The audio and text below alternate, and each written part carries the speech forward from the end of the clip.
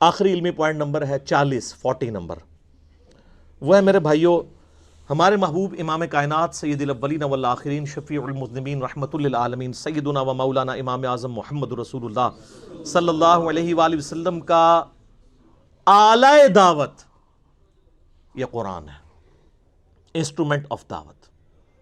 وَأُوحِيَ إِلَيَّ هَذَا الْقُرْآنُ لِأُنذِرَكُمْ بِهِ وَمَنْ بَلَغَ، سورہ الانعام آیت نمبر 19۔ اے نبی فرما دو قرآن مجھے اس لیے وحی کیا گیا تاکہ اس کے ذریعے میں تمہیں ڈر سناؤں، اور جس تک بھی یہ کتاب پہنچ جائے اس کتاب کے ذریعے ڈر سنانا ہے، فضائل اعمال کے ذریعے نہیں، فضائل سنت کے ذریعے نہیں،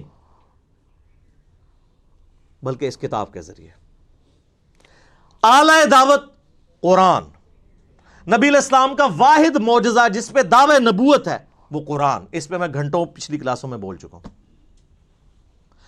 نبی صلی اللہ علیہ وآلہ وسلم کے ہر خطبے کا آغاز صحیح مسلم میں آتا ہے اما بعد فإن خیر الحدیث کتاب اللہ، کتاب اللہ کی تعریف کے ساتھ۔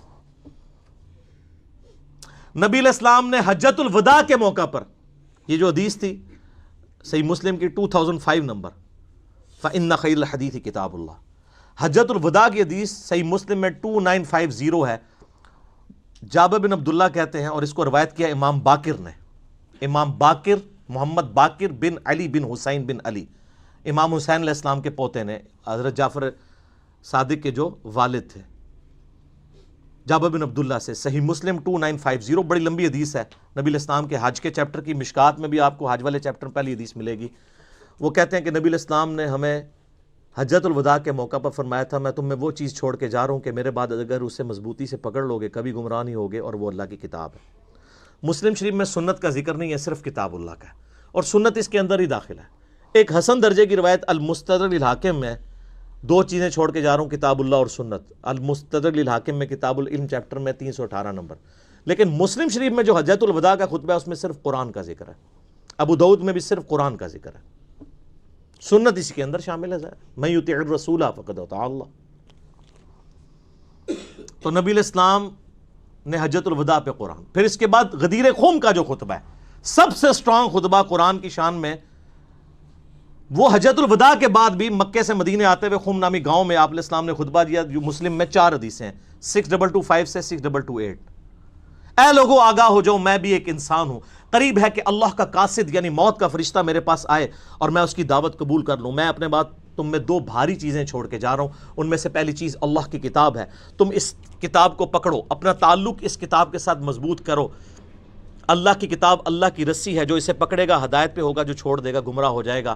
اور زید ابن ارقم کہتے ہیں پھر نبی علیہ السلام کہتے رہے اللہ کی کتاب، اللہ کی کتاب، اللہ کی کتاب، اور پھر فرمایا دوسری بھاری چیز میرے اہل بیت ہیں، میں اپنے اہل بیت کے معاملے میں تمہیں اللہ کا خوف دلاتا ہوں، میرے بعد ان کے ساتھ برا سلوک نہ کرنا۔ 3 دفعہ آپ نے فرمایا، لیکن امت بالکل الٹ چلی، نہ قرآن کو پکڑا اور نہ اہل بیت کو چھوڑا، سارے قتل کر دیے۔ اچھا یہ ماہر القادری کا ہی شعر ہے، ان کے ہاتھوں سے لٹی باغ رسالت کی بہار، جو نمازوں میں پڑھتے صدا پڑھتے رہے صلی اللہ، کافر مارتے دکھ نہ ہوتا، وہ کہتے ہیں جو نماز میں اللہم صلی اللہ محمد وعلی آل محمد پڑھتے رہے انہوں نے ہی رسول اللہ کے خاندان کو ذبح کیا۔ یہ بھی ماہر القادری کا شعر ہے، جنہوں نے وہ قرآن کی فریاد لکھی ہے، تاکوں میں سجایا جاتا ہوں، بڑا کلاس کا شاعر تھا یہ ماہر القادری۔ تو یہاں پہ غدیر خم پہ بھی قرآن، اور پھر وسیع بھی قرآن، بخاری اور مسلم دونوں میں ہے۔ بخاری میں نبی علیہ السلام کی وفات والے چیپٹر میں عبداللہ ابن ابی اوفا سے کسی نے پوچھا کہ کیا نبی علیہ السلام نے اپنا وصی کسی کو بنایا تھا؟ انہوں نے کہا نہیں۔ تو انہوں نے کہا پھر ایک عام آدمی کے لیے کیوں لازم ہے کہ وہ مرتے وقت وصیت کرے؟ انہوں نے کہا اس لیے کہ نبی علیہ السلام نے ہمیں قرآن پہ چلتے رہنے کی وصیت کی تھی، وصی رسول بھی قرآن۔ ہم حضرت ابوبکر صدیق رضی اللہ تعالیٰ عنہ کو خلیفۃ الرسول مانتے ہیں، وصی رسول نہیں مانتے، کیونکہ صحیح مسلم میں اما عائشہ سے کسی نے پوچھا کیا نبی علیہ السلام نے اپنا خلیفہ کسی کو بنایا تھا؟ انہوں نے کہا نہیں۔ تو انہوں نے پوچھا اگر بناتے تو انہوں نے کہا میرا خیال ہے کہ ابو بکر کو بناتے۔ ان کا ابو بکر کے سوا کسی کو بناتے تو فرمایا عمر کو، اور کہا اس کے سوا تو فرمایا ابو عبیدہ ابن جراح کو۔ اما عائشہ خود کہہ رہی ہیں صحیح مسلم میں، اگر حضرت ابوبکر وصی رسول ہوتے تو اما عائشہ خود کہتی ہیں وصی رسول وہ ہیں، خلیفۃ الرسول ہے، صحابہ کے اجماع سے۔ نہ کہ وسیع رسول. باقی وہ جو نمازیں پڑھانے والے ہیں تو مولا علی نے بھی نمازیں پڑھائی ہیں. بخاری میں حدیث ہے ابو بکر کے علاوہ سارے دروازے بند کر دو.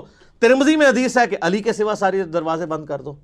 اشارے دونوں طرف ملتے ہیں. غدیر خم پہ مولا علی کی طرف اشارہ ملتا ہے اور باقی جگہوں پہ حضرت ابو بکر کی طرف. تو وہ صحابہ کے اجماع نے چنا. یہ علیحدہ سے ایک ٹاپک ہے. مسئلہ 55B 3 گھنٹے کا اس پہ ریکارڈڈ ہے. وسیع رسول کون؟ قرآن. تو قرآن کے گرد ہی ساری چیز گھومتی ہے. اس حوالے سے میں نے ایک ریسرچ پیپر لکھا ہے امام الانبیاء کی دعوت قرآن, اور میرا مسئلہ نمبر 1 2 گھنٹے کا وہ ریسرچ پیپر میں نے سارا پڑھایا ہے. توفیق ہو تو وہ ضرور دیکھیں. اور پچھلے دنوں جو یہ ناروے والا واقعہ ہوا ہے اس پہ میں نے کئی ایک احادیث بیان کی تھی قرآن کی عظمت کے حوالے سے. اور اس آیت کو حرز جاں بنا لیں. سورۃ الفرقان آیت نمبر 30, وقال الرسول یا رب ان قوم اتخذوا ھذا القرآن مہجورا. قیامت والے دن نبی علیہ السلام شکایت کریں گے کہ میری قوم نے, میری امت نے قرآن کو پیٹھ کے پیچھے ڈال دیا تھا. صحیح مسلم میں حدیث ہے 534 نمبر, والقرآن حجت لک او علیک. قیامت والے دن قرآن یا تیرے حق میں دلیل بنے گا یا تیرے خلاف دلیل بن جائے گا. صحیح بخاری میں سیدنا ابو بکر کا پہلا خطبہ ہے کتاب الاعتصام بالکتاب والسنہ چیپٹر میں, کتاب و سنت کو مضبوطی سے پکڑنا. انتہائی گستاخانہ خطبہ ہے ہماری ڈاکٹرن میں, لیکن قرآن و سنت میں فٹ بیٹھتا ہے. اس میں حضرت ابوبکر کہتے ہیں کہ اللہ تعالیٰ نے اپنے نبی کو اس کتاب کے ذریعے ہدایت دی. اب یہ تمہارا کام ہے کہ کتاب باقیوں تک پہنچا کے اس کتاب کے ذریعے انہیں ہدایت دو. کیونکہ وہ کہیں گے کیا نبی گمراہ تھے؟ نہیں. وَوَجَدَكَ ضَالًّا فَهَدَىٰ. اے نبی تمہیں ہم نے اپنی محبت میں خود رفتہ پایا اور ہدایت کی اعلیٰ ترین درجے تک پہنچا دیا. ہر نبی پیدائشی نبی ہوتا ہے, لیکن جب وحی کا نزول اس کے اوپر ہوتا ہے پھر اس کی ہدایت کامل درجے تک پہنچ جاتی ہے. گمراہ کبھی بھی نہیں ہوتا نبی. سورہ الشورى کا آخری رکوع یہ ہے کہ ہم نے اے نبی علیہ السلام اس قرآن کے ذریعے آپ کو ہدایت دی ہے. وَإِنَّكَ لَتَهْدِي إِلَىٰ صِرَاطٍ مُسْتَقِيمٍ. اور اب آپ بھی لوگوں کو سیدھے راستے کی طرف مائل کرتے ہیں. تو اعلی دعوت قرآن, وسیع رسول قرآن. اس کے علاوہ بھی کئی ایک احادیث ہیں. میرا مسئلہ نمبر 170 بھی ہے, 170 نمبر. قرآن حکیم کے ترجموں کے جو دھوکے دیے جاتے ہیں کہ کس کا ترجمہ پڑھیں قرآن حکیم کی اہمیت کے پوائنٹ آف ویو سے, یعنی اس پہ تو گھنٹوں بولا جا سکتا ہے.